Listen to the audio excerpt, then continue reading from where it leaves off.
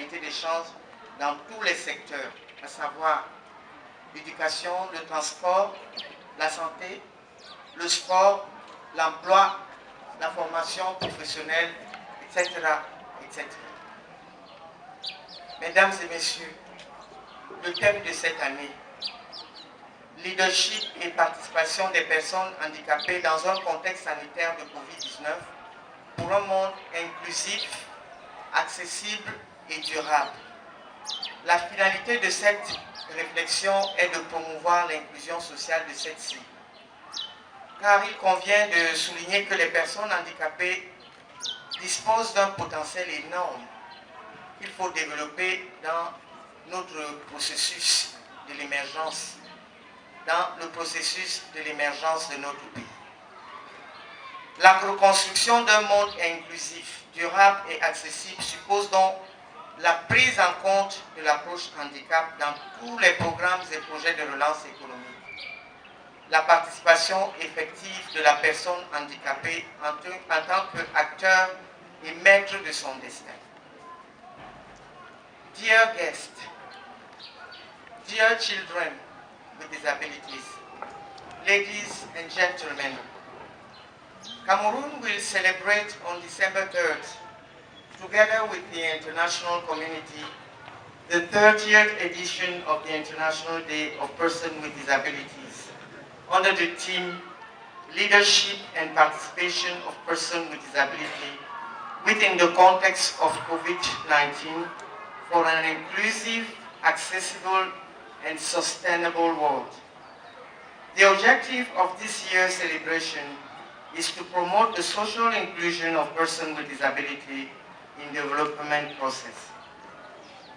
Dedicated to the honor of this social group, the International Day of Persons with Disability is an opportunity to mobilize each year the community around the issue of disability or inclusion of the same targets in society, and to promote awareness-raising actions in view of the construction of an inclusive environment accessible to all.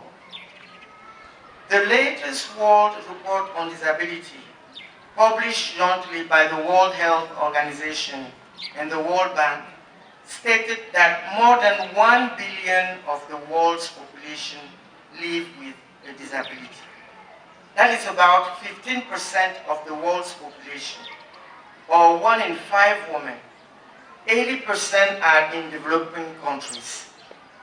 In 2017, Cameroon population is estimated at 23,248,000 inhabitants.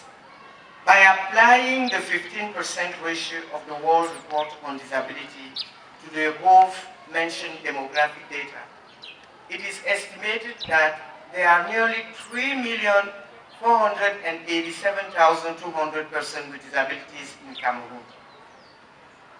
Often, victims of discrimination are marginalization, persons with disability, do not always benefit from appropriate education or vocational training to promote their empowerment and social integration.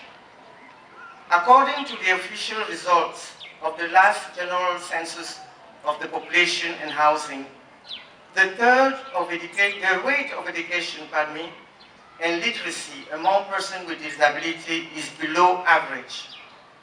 Persons with speech impediments, the mentally retarded and the blind are the most disadvantaged in terms of schooling. Moreover, it emerges from the report of the socio-economic impact of COVID-19 that, in addition to the health aspect, the pandemic also has repercussions on the foundation of society. Socio-economic inequalities that were already linked to disability before the crisis tend to be more pronounced because of the effects of this pandemic.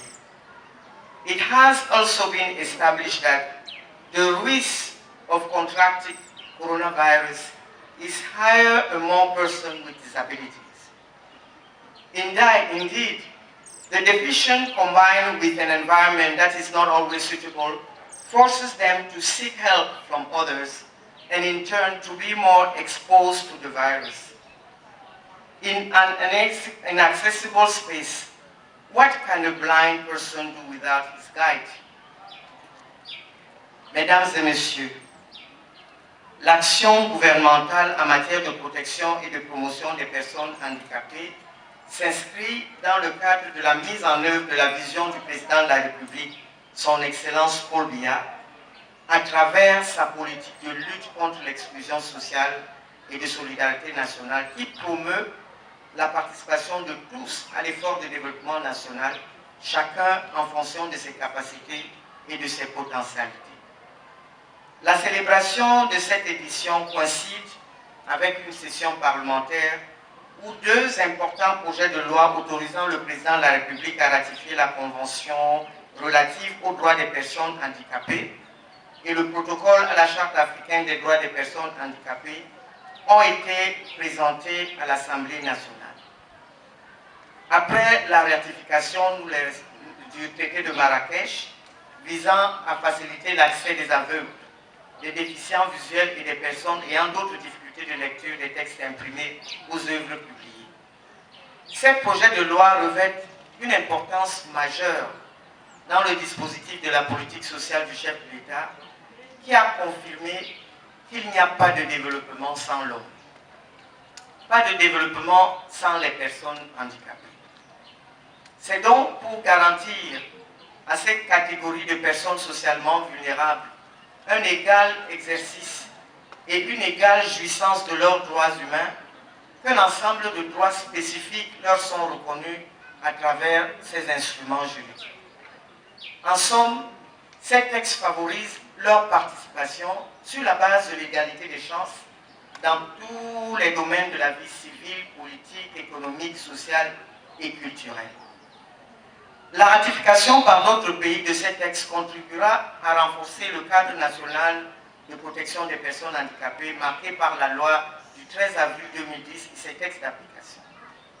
Elle ouvrira également la voie à un meilleur bénéfice des fruits de la coopération internationale, à une intégration régionale, ainsi qu'à une meilleure protection de leurs droits humains qui rentrent en droite ligne de la mise en œuvre de la stratégie nationale de développement, dont le second pilier porte sur le développement du capital humain et du bien-être. Distingués invités, mesdames et messieurs, Bobine-d'Or, pourquoi venir à Bobine-d'Or? Nous l'avons écouté tout à l'heure, nous avons entendu Madame la directrice, toute une histoire qui mérite d'être encouragée, qui mérite d'être renforcée. Madame la directrice, nous avons écouté vos doléances, nous allons nous y atteler parce que nous pensons que c'est un cadre qui mérite d'être amélioré, c'est un cadre qui mérite d'accueillir encore plus d'enfants, surtout quand on voit déjà ce que ces enfants font. Nous pouvons une fois de plus vous applaudir pour tous les efforts que vous déployez pour les enfants ici à Bobine-d'Or. Donc Bobine-d'Or qui nous accueille, comme elle l'a si bien rappelé, est une institution spécialisée du ministère des Affaires sociales qui a pour mission principale l'alphabétisation et l'apprentissage des métiers de l'industrie d'habillement aux femmes socialement vulnérables en général et aux handicapés en particulier.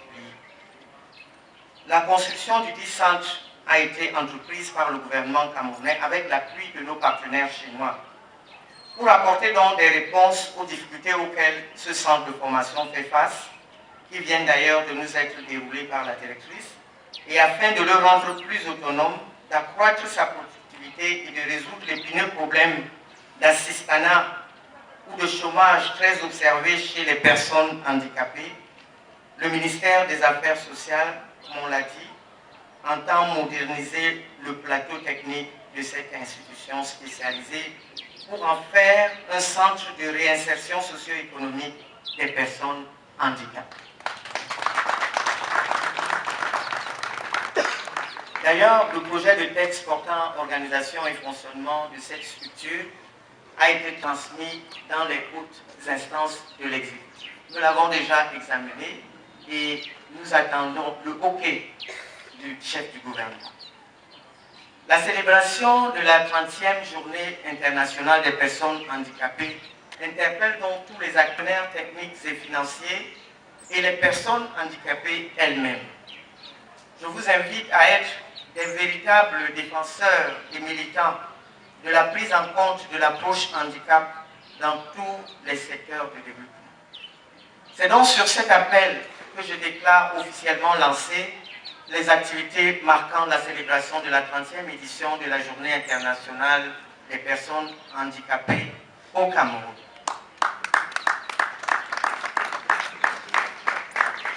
Long live persons with disability. Long live national and international solidarity. Long live the President of the Republic, His Excellency Paul Biya. Long live Cameroon. Thank you for your kind attention.